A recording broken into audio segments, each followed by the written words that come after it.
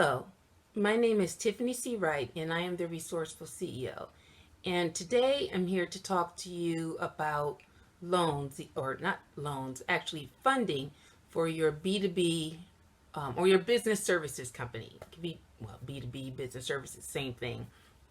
And what I typically say is that there's 10 different sources. There's more, but these are the ones that I typically advocate for people to use depending on their size. So if you are a micro business making $50,000 a year, then some of these will apply to you. If you are a larger business making $5 or $15 million a year, the others of these will apply to you. Some of them actually apply regardless of the size, just who you go after or what kinds of loans you go after will change, but others don't. So I'll just make it very clear as to what applies to who. So personal loans, these are for startups and micro businesses. If you're a $5 million company, you really don't want to do personal loans. Those would be quite large. But you may actually find a preferred investor who would be interested in doing taking preferred stock or structuring a loan that could convert into ownership. But anyways, I'm getting ahead of myself. So personal loans. The second would be friends and or personal your personal savings. The second would be friends and family, and if you don't have friends or family who have money,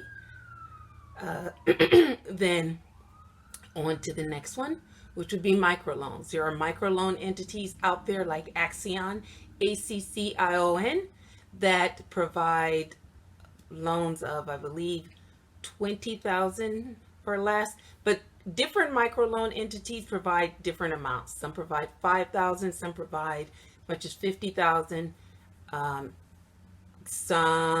It's typically between 5 and 50,000. It just depends. If you are in Atlanta, Georgia, you can check with Georgia Tech with the economic development entity in your city or state, because they often know about regional microloan entities. Some of these are small and may have, let's say, a budget of $300,000. Some are larger and they may have millions of dollars to provide, and they typically do not advertise, and oftentimes their websites honestly suck. But there's a lot more microloan entities out there than you would think. Like I said, Accion is one of the largest ones. I'm going to kind of go off on my 10 and speak a bit about grants. Normally, I don't say the grants are out there because most of the grants go to nonprofit entities. And but if you are a Black-owned business or Native American-owned business or Hispanic-owned business, there's been given the social upheaval that occurred in 2020 and that's still occurring, there's been a significantly more focus on what has not been provided, the access that has not been provided to these groups, which of course I'm a member of.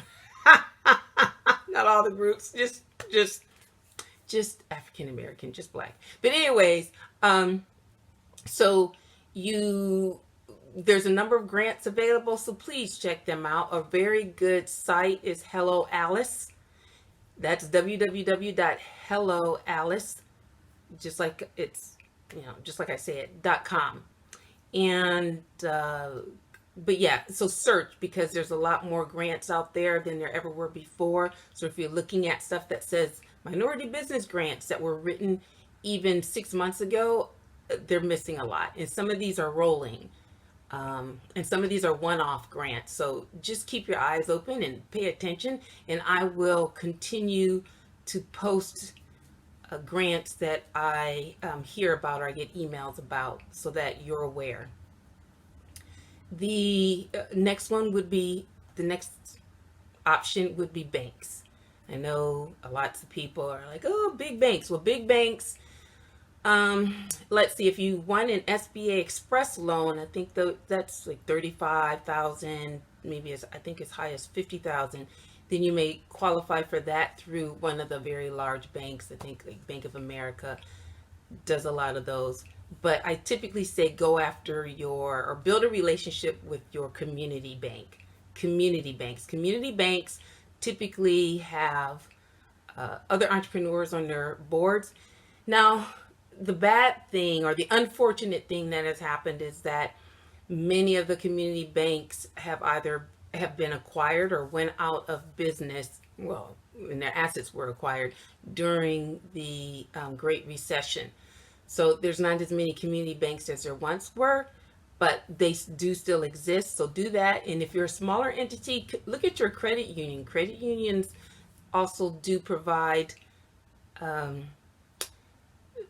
loans to their members, and they actually can have better terms, and you'll get better interaction with those types with a credit union than you would with a typical large bank. Typically, if you don't have at least 20 million in revenue, you're not going to get a lot of attention from the very large banks.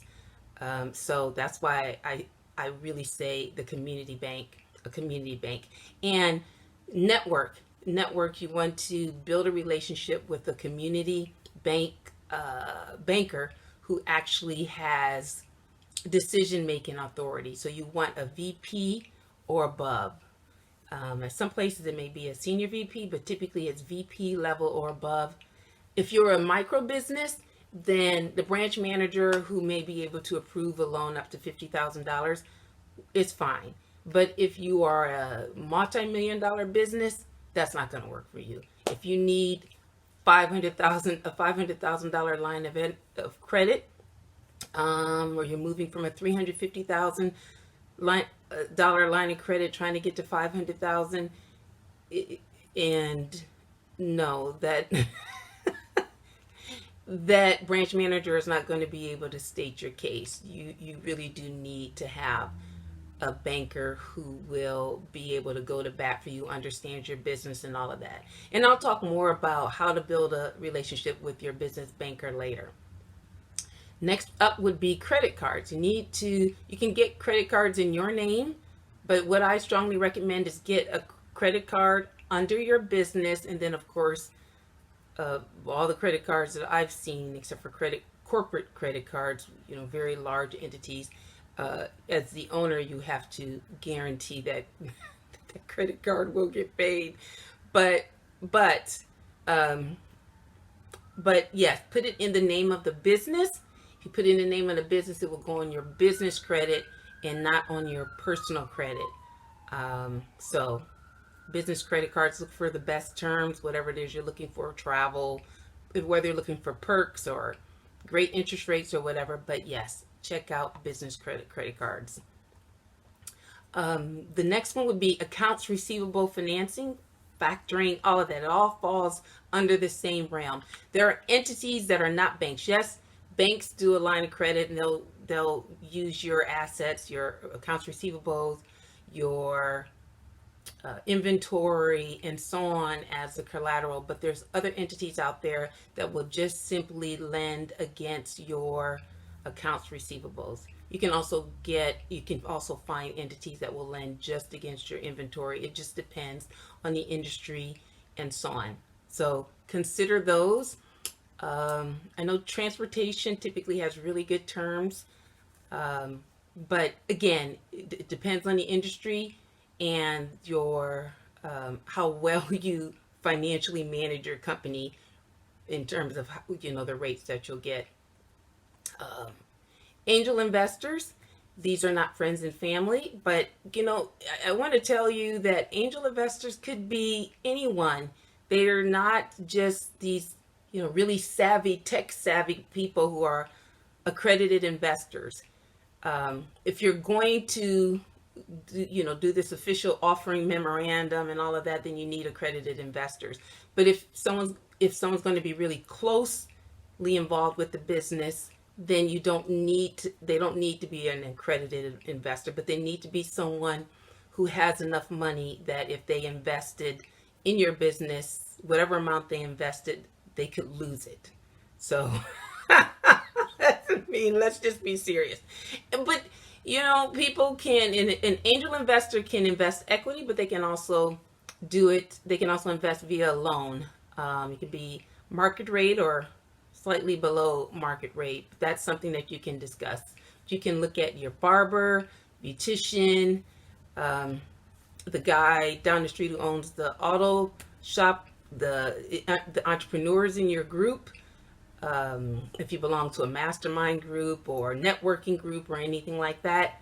So just let people know that you're interested in that you're looking for angel investors, and and just spread the word and be able to speak to that very let's see, succinctly. You don't want to ramble on when you're looking for investors and you get someone who's interested. And I would say, if you really are interested in that, then prepare a one pager and then an executive summary, because you can just shoot out a one pager to whomever is interested, and then have an executive summary once they've said that they're interested. Because I know personally, I don't want to read someone's 5-6 page executive summary if I don't even know if I'm interested. But if I read a one pager and it's compelling, then sure, the 5 or 6 pager will give me more information. So think about that. Another is a joint venture. You could, if you're trying to expand into a different market, you could JV with another entity, or if you're trying to expand your scope of services, you could JV with another entity.